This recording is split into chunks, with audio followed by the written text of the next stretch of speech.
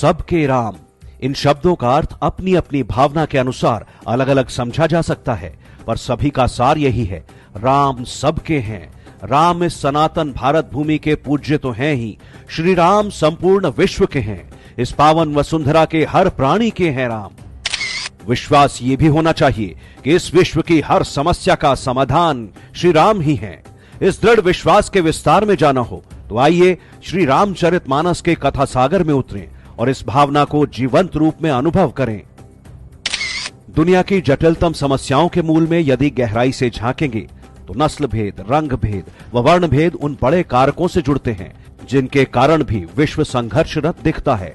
तब श्री रामायण और श्री राम का पूरा जीवन चरित्र विश्व में सर्वव्यापी इस समस्या का समाधान भी है और उत्तर भी।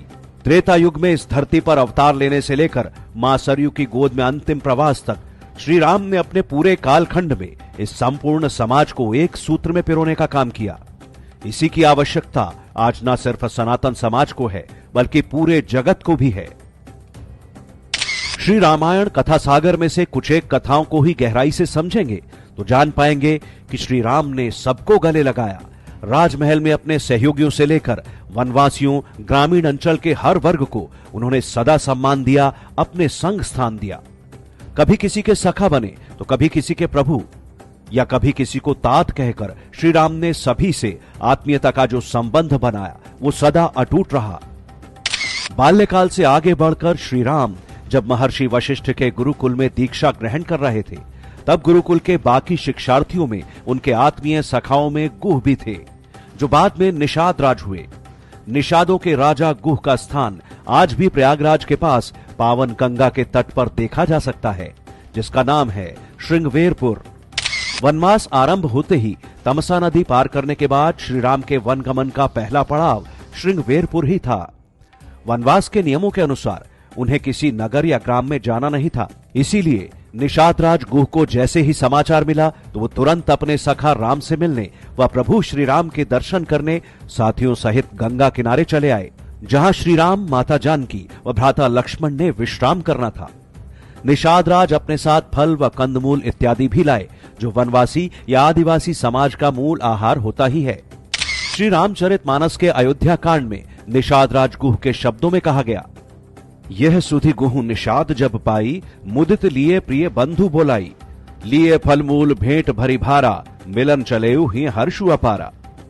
यानी निषाद राज गुह को जब ये सूचना मिली तो श्री राम से भेंट करने के आनंद में उन्होंने अपने परिजनों को बुलाया और अपार हर्ष के साथ फल कंदमूल भरों में भरकर प्रभु से मिलने चले।